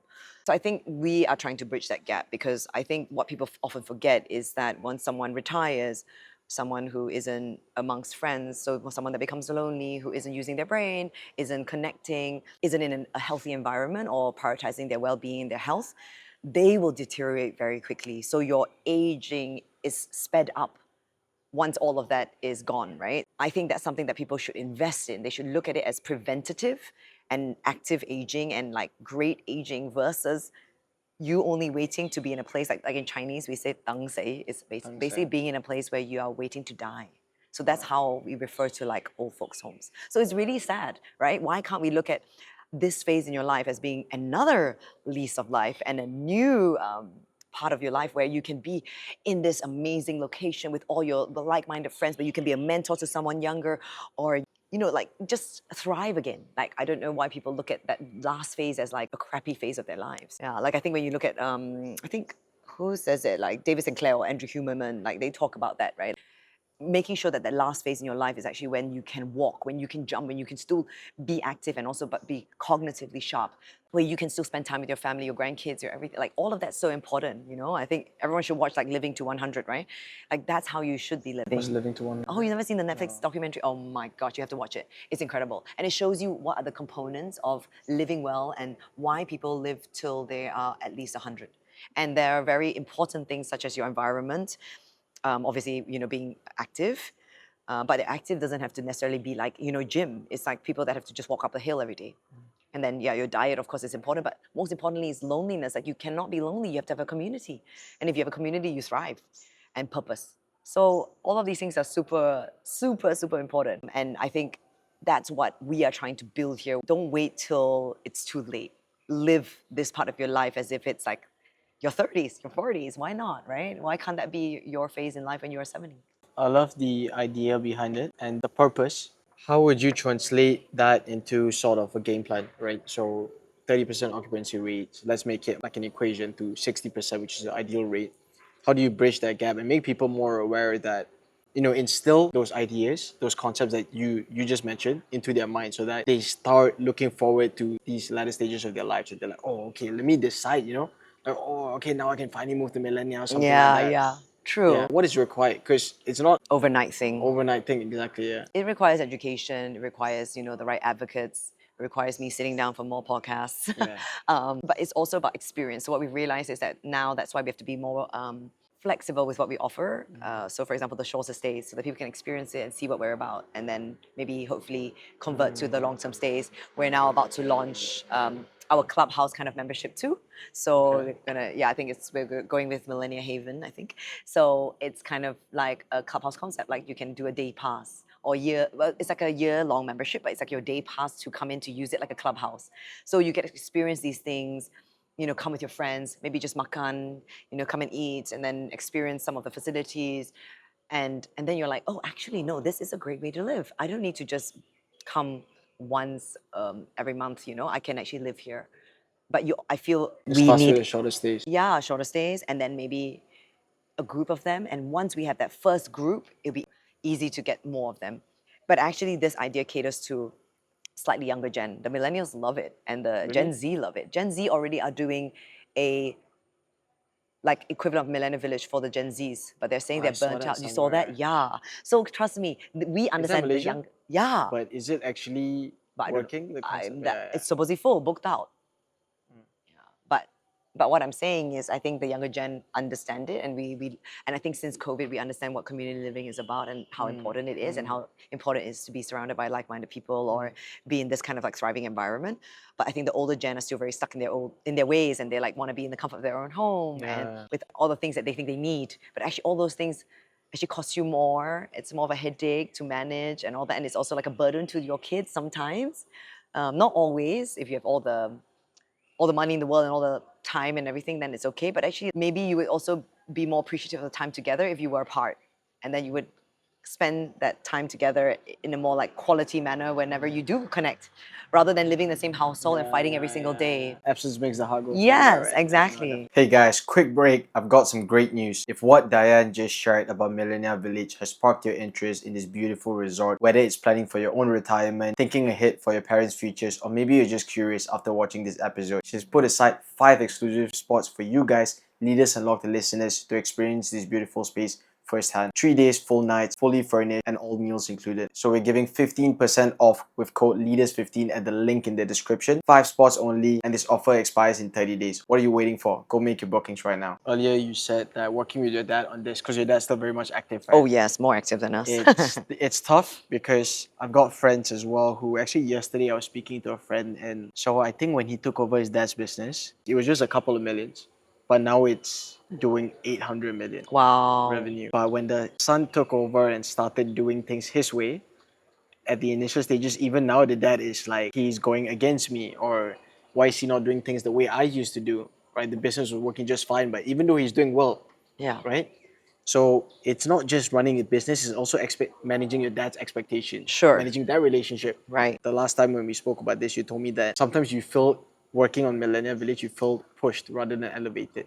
Right. And you said it's because there are days where things aren't as smooth, having to speak to your dad because maybe your dad is by default adapting what's worked for his other business, semiconductor business, into this. So how do you deal with that? How do you manage the relationship with that, making sure that the two things don't overlap, right? Doing business together and your relationship at home doesn't get strained. I think anyone that works in the family business always understands that it's complicated. You have to have the temperament and the patience to sort of see it through. I think I always understand the intention, and I think if everyone's moving in the same direction and everyone understands that main goal, and we're all working towards it, I try to live and accept. I try to live within that and accept that. Having said that, yeah, I do at times obviously feel challenged or pushed or not heard or all of those things. So I think it's about proving yourself, pushing forward, and then also being really patient about it. I always try not to get the personal stuff, the relationship between me and him. I try not to let that get in the way. Again, you need to always understand that I always have to respect that he's my father. He's also run successful businesses. He knows what he's doing. And in time, he will also hopefully allow me to also do it my way. But I think it takes time because you have to prove yourself. I think time will tell. And in terms of what you and Joanne both bring to the table, what do you guys both bring? Like, what are the complementary skills? Yeah, we're quite different, I think, in what one like to do and also what we're good at. I'm definitely more front facing. She's behind the scenes. Okay. Operational. Yeah, she loves the tech element. She loves the ops part and a bit of the HR stuff. I would say I'm very much more sales and marketing, PR, wellness component. So I think we bring different things, and I'm a lot more patient than she is. She's a lot more impatient. But sometimes maybe it's also good because then she can push it forward faster than I can. Always these businesses that are maybe 2 or 3 people that are founder-led still, right? Even at a later stage. Always curious. Like, what would you do if Joanne said, I want to work on something else tomorrow, I'm leaving Millennia? Oh, she's actually done that a couple of times. Throwing Busted. some shade. Uh-oh. No, I always tell her, I think this is ours. Let's and just say she left. Like, she's like, I Well, she don't know, did. I'm She left moving. and did her MBA, but she was also. Okay. But when she says she leaves, she's also at arm's length. She's still clutching on for dear life. So I think she can't ever let. I don't think any of us can truly let go, Okay. because this was for us, and I think we have to stick it out and do it as well. And I would not like her to leave, of course. She adds a lot of value. She's my sister. My father also wants her involved. So, of course, I don't want her to let go. But I think at times also, depending on the frustrations or, like I said, she's more impatient. So I can understand when she sometimes wants to take a step back. We've all been there. But yeah, I would say no matter what, somehow we will still be attached to this in some shape or form. Do you think Millennia is like your life's work? Do you think this is the be all end all? Or do you think there's still possibilities of you working on other like side quests in the future? I'll always have side quests, I Okay. think. I think this will be the main. Okay. But I am someone that's always being pulled in different directions and I have things that I'm passionate about. Yeah, but maybe, now I would probably just, try to back the younger founders, I would say. Actually, on that note, right? How do you decide when to say no to things? I've I'm sure learned the you're hard someone way. who gets a lot of opportunities coming across your tables. Yes, and often I always say yes. It's really bad. It's Yeah. a bad habit. Then I get exhausted. So I think I've learned now that, like, honestly, Millennium Village is like such an amazing concept that has legs, man. Like, if you just look at the demographics around the world, aging populations everywhere, lack of space, what Malaysia has to offer in terms of its language, food, culture, environment, weather, everything. We have so much to offer. And I think being a pioneer, we can really set the bar. And so I'm very excited for that. And I think I want to focus on that as well. At the same time, when opportunities are brought to me as well, I do want to consider them because it could be something I'm very passionate about. Often it's because I believe in the founder or I'm passionate about the actual product or service. But I think I can be less involved. I can be more of advisor, investor, help in some capacity, but not in day to day. Yeah. When do you decide that your plate's full? When? Right? Have you ever had that? Yeah, this Have- year I had to say no to things. Okay. Had to slow down a little bit. I have said no. To be honest, I think my time will be busy doing these 3 things: the Millennia, Women Wellness, and SRT, like the lean former stuff. So I think with these 3 already at my plate, it's pretty full. I will only say yes to something if it's shorter and I've got a team to assist. Yeah. If the version of Diane that had just started GuavaPass was to be seated here, what do you know now that she didn't know back then that helps you thrive in this current business or this current stage of your life? That's one. But on the other end, what are parts of her that she had back then that you're still trying to hold on to that you never want to let go? That in any phase of your life, you're going to meet with crazy challenges. That it's sometimes going to make you think, what the hell? But just persevere and time will tell. Yeah, I would say that to myself. And what are the parts of her that you're still trying to hold on to that you never want to let go? that love for wellness and community and that half glass full feeling. Yeah. Do you ever go down like a negative spiral? Only once in my life, actually. When was that? I'd gone through, so it was after no, it was even a bit after, it's after COVID. I'd gone through a breakup. This It's a is pretty rough after one.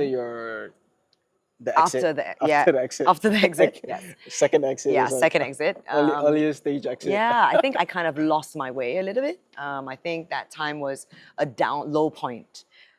I think I basically had lost the essence of Diane. I was just not taking care of myself. So I kind of gave up a little bit on my mental health, a little bit on my like physical health. Like I was not balanced, I think. And Why do you think that was? I think combination of at that point then it was no stability in terms of work. It was like consulting different things. It was all like a bit scattered.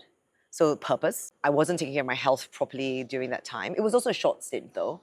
And What was your break short up. stint? What was your short stint? As in, like, The- this wasn't very the- long. the- I picked the- myself up, but I just remember that that was my lowest point where I would sort of be quite depressed. And Yeah. I've never really been. And I was crying almost like every Oh my day. God. And I wouldn't understand why. I would just, ball up and like, Yeah. yeah. So I think that time it was very interesting. And then that's when after that, I was like, I'm going to do my egg freezing. I think I felt very lost with the breakup, where I'm at in life, work, and then biologically, like as in I was like, oh my gosh, I'm not gonna have all the things that I wanted. Again, I let the societal pressures like get to me, and I was like, oh my gosh, I'm at this stage in my life where I shouldn't have been. I had everything back then. Why am I here right now? And then yes, and then it spiraled, and then lost my way. But then I remember it was like New Year's, and I was like, snap out of this, Diane. You are better than this. Pick yourself up. Quit drinking for 6 months. Then I detoxed, and then I went into the egg freezing thing. And then for one whole year, I was like super active, super healthy. I just took the power back.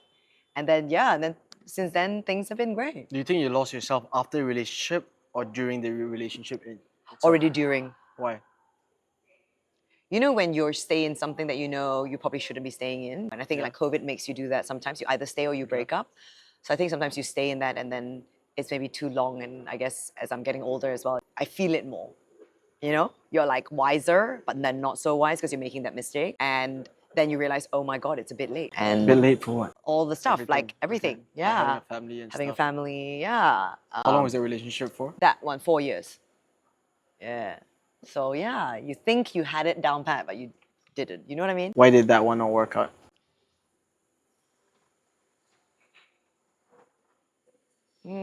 I think probably different stages in life, maybe. But actually, no. I think it boils down to character again. I think character. What do you look for in a partner? Ah, kindness. More specific. Oh, more. Okay, More okay. specific. More specific. Yeah. At this point, I'm sure you know what you don't want as well. So Yeah. it doesn't necessarily have to be what you're looking for. It can be like Definitely someone who what is the toxic traits are, maybe. Oh, toxic traits. Like it could be a mixture of both. Narcissistic is a toxic trait. Okay. And then obviously that naturally means you're not very empathetic. I guess narcissistic just encapsulates So- everything. Driven, funny. Do they have to be as driven as you, not more driven? I think at this stage, in Because my there are life, someone who's got very I high standards know. for yourself. Super I think ambitious. I respect them more if they're very driven. So they have to be almost the same at least, minimum. Yeah. Okay. Yeah, I've always looked for someone that's very, very driven. It's very important. Because I think it's about respect at the end of the day. It's not about like the money or anything like that or success. It's actually that you have purpose in your life and you're achieving these things and we're both like on a trajectory that's upward and we're both supporting each other to get to where we need to be. So I think that's important. For someone who's lost themselves, right? Mm. I think that's something that everyone goes through the quarter life crisis, midlife crisis, Mm. and as you alluded to earlier, you had once gone through that as well, but you eventually came out of the tunnel doing better. What are these steps that you had taken? If you were to go through if you were to go through something similar again, like a similar sort of phase, what do you not know back then that you now know, and you will apply that? I think always know you're so much stronger than you think you are. Take matters into your own hands. Like for example, what I did straight away was like, detox, have mental clarity, Okay. start to meditate. And then if I was worried about the biological clock, then deal with it. Go do your egg freezing, handle these things because so many things are actually completely in your control. So don't think about everything else around you. It's all inside and just sort that out. And the moment you gain back that strength, when you come out stronger, you can But when you start, the starting is always the hardest.